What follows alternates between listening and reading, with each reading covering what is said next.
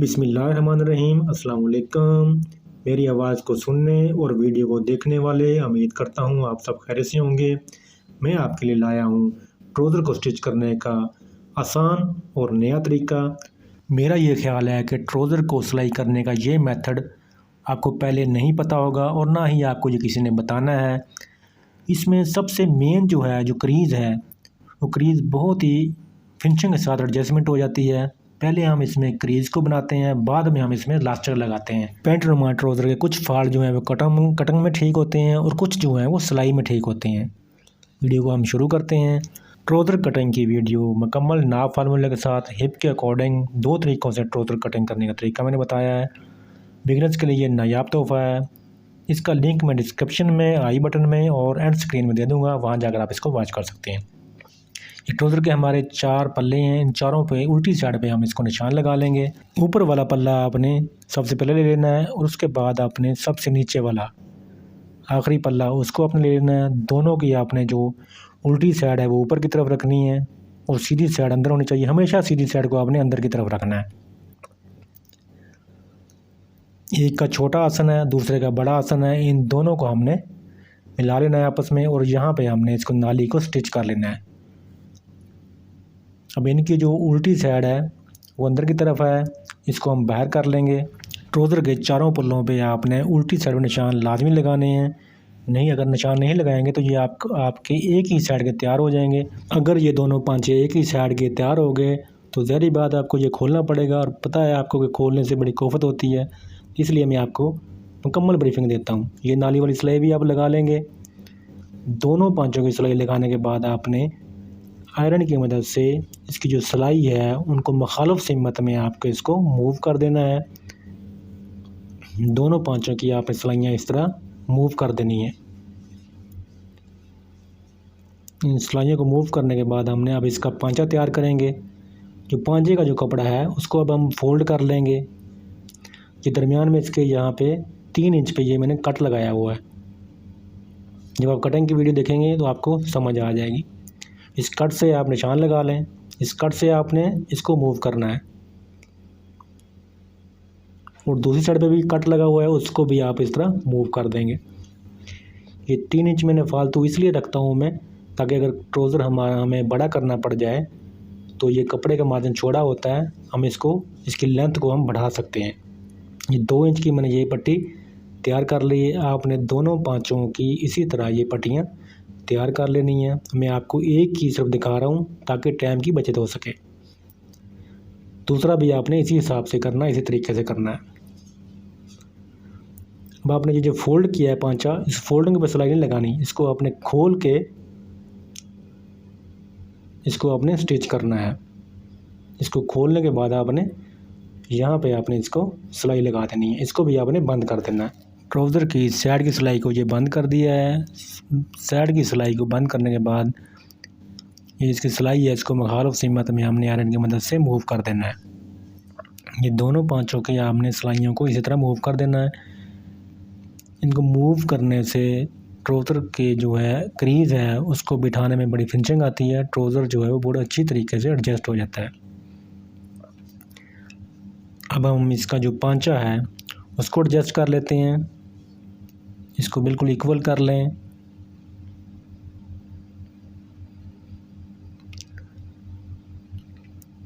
ताकि हम इस पे उसके बाद अच्छी तरह इसको प्रेस कर लें। प्रेस करने के बाद अब इसको हैमिंग कर लें। दोनों पांचों को आप इस तरह हैमिंग कर लें। मैंने हैमिंग कर ली है। अब आप इन्हें क्या करना है, इसको सीधा कर लेना है।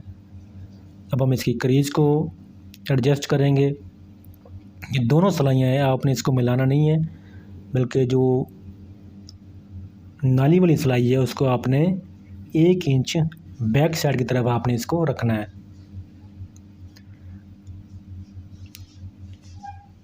इधर से भी हमने 1 इंच जो है आसन की जगह से बैक साइड की तरफ 1 इंच बढ़ा के रखना है इस नाली वाली सिलाई को।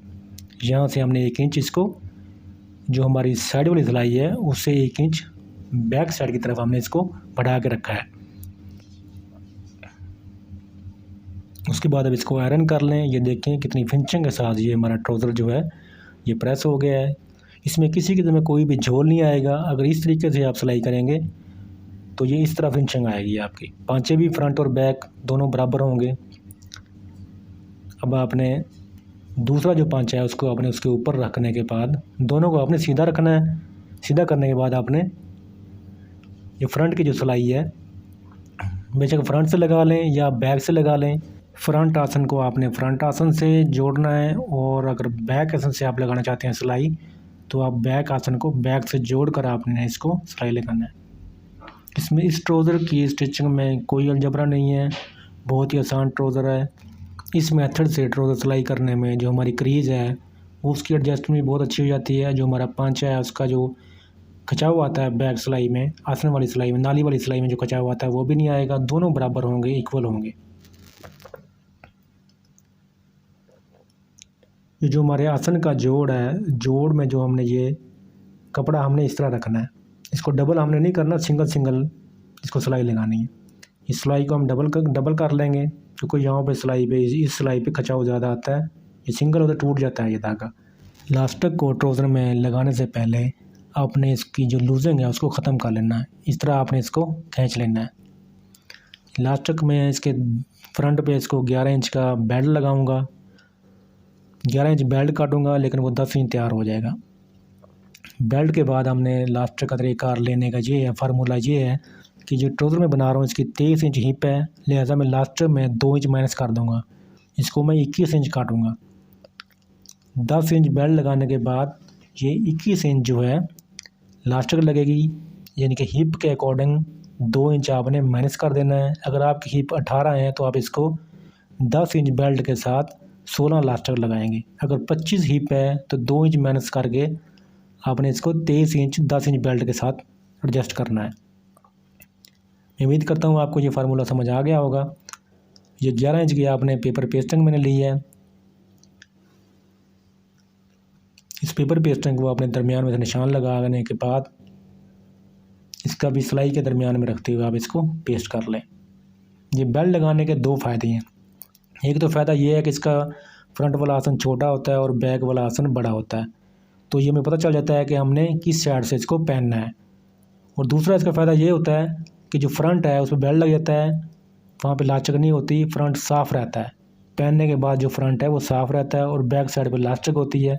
अगर इधर भी हम लास्टिक लगा देंगे तो वो जो फ्रंट है उस पर जो लास्टिक के जो सलवट होते हैं वो सामने पे नज़र आते हैं। ये 1 इंच का मार्जिन, आधा इंच का मार्जिन सॉरी इधर से भी और आधा इंच का मार्जिन दोनों साइड से, ये 10 इंच हमारा बेल्ट तैयार हो जाएगा। अब लास्टिक हमने इधर सिलाई करनी है बगैर किसी सलवट के। लास्टिक में कोई सलवट नहीं होना चाहिए और इस साइड पे हम इस तरह सिलाई कर लेंगे। इसका जो बैक साइड का जो आसन होता है वो रेब होता है, उसकी कटिंग रेब होती है, लिहाजा उसमें ये झोल होता है बहुत ज़्यादा। तो लिहाजा इससे पहले आपने इसको एक पाँव के मार्जिन से आपने इसको फोल्ड करने के बाद इसके ऊपर पहले सिलाई लगा लें ताकि हमें नेफा बनाते हुए मसला ना हो। जब हम आ गए सिलाई मशीन पे, एक साइड से आपने पेपर पेस्टिंग बिल्कुल बराबर, पेपर पेस्टिंग बिल्कुल साथ रखते हुए इस तरह उसके ऊपर आप कपड़ा रखें। आप चाहें तो ऊपर निशान भी लगा लें कि हमने सिलाई कहाँ पे लगानी है, इस तरह आप निशान लगा लें। इसके ऊपर आप स्टिच कर दें। कपड़े को आप फोल्ड करते जाएं और सिलाई लगाते जाएं।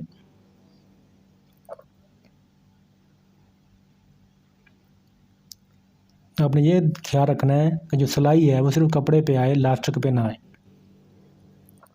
इस चीज़ का आपने ख्याल रखना है। अब आपने करना क्या है, मशीन का जो पाँव है उसको ऊपर को ऊपर उठा लें। उसके बाद आप लास्टिक को इस तरह खींच लें। लास्टिक को खींचने के बाद फिर आप दोबारा सिलाई शुरू कर दें, नेफा इसका बनाना शुरू कर दें। पर लास्टिक के ऊपर सिलाई नहीं आनी चाहिए। जिस तरीके से लगा रहा हूँ आपने अच्छी सी तरह लगानी है।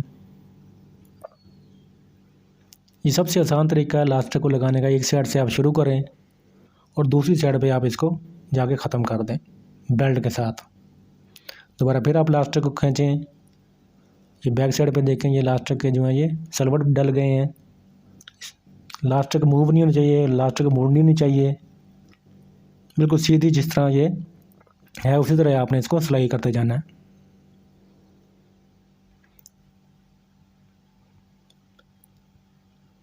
दोबारा खींचें लास्टिक को।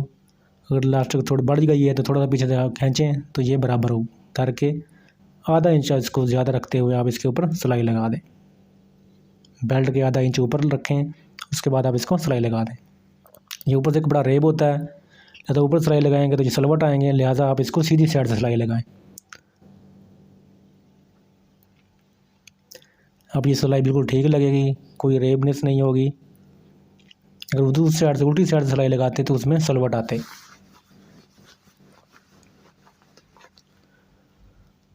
अब बेल्ट की दूसरी साइड पे भी आप ये डबल स्टिच कर दें। ये कोई सलवट नहीं आया, बिल्कुल बेहतरीन ये स्टिच हो गया। अब इसको आप अच्छी तरह इक्वल कर लें, खींचें इसको, दोनों साइडों से आप खींचें ताकि लास्ट तक जो है वो पूरे नेफे में इक्वल हो जाए। ये हमने जो क्रीज़ें इसकी पहले बनाई हैं और जो बेल्ट है वो हम इसको बाद में लगा रहे हैं। ऐसा तरीका आपको किसी ने नहीं बताना। आपने वीडियो को लाइक ज़रूर करना है, अगर ये तरीका मुझे पसंद आया हो आपने इसको लाइक ज़रूर करना है। अब मैं आप इसको दिखाऊंगा कि ये किस तरह ये ट्राउज़र खुद ब खुद जो है ये बैठ जाएगा, क्रीज़ हमें बैठानी नहीं पड़ेगी। जो हमने पहले बैठाई है उसी पे आपको मैं दिखाऊंगा। अब इसके ऊपर आप लास्टर के ऊपर सिलाई लगा लें ताकि जब इसमें इसको पहनते हैं ये सिरक न जाए। अगर आप हाथ वाली मशीन से सिलाई कर रही हैं तो आप पीछे किसी की मदद ले लें ताकि वो एक हाथ से वो खींचे और एक हाथ से आप इसको मशीन को चलाएंगे। किसी की मदद ले लें। ये हमारी बड़ी फिनिशिंग के साथ ये सिलाई लग गई है। अब आपने ये लास्टिक का जो बेल्ट है फ्रंट पे, इसको आपने इस तरह सिर्फ बेल्ट को आपने मूव करना है। बेल्ट को मूव करने के बाद ये जो हमने क्रीज बैठाई हैं पहले बनाई हैं उसको आपने पकड़ लेना है। इस तरह आपने इसको झाड़ना है और ये हमारा ट्राउज़र एडजस्ट हो गया।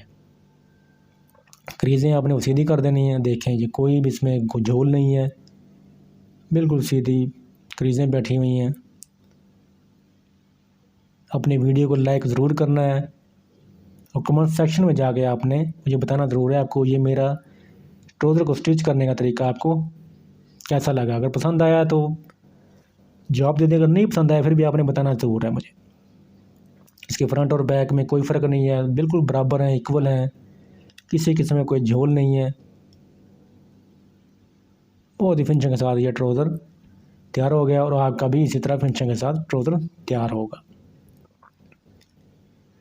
चैनल पे नए हैं तो चैनल को सब्सक्राइब कर लें, वीडियो को लाइक कर दें। Thank you for watching. दुआ में याद रखना। अल्लाह हाफिज़।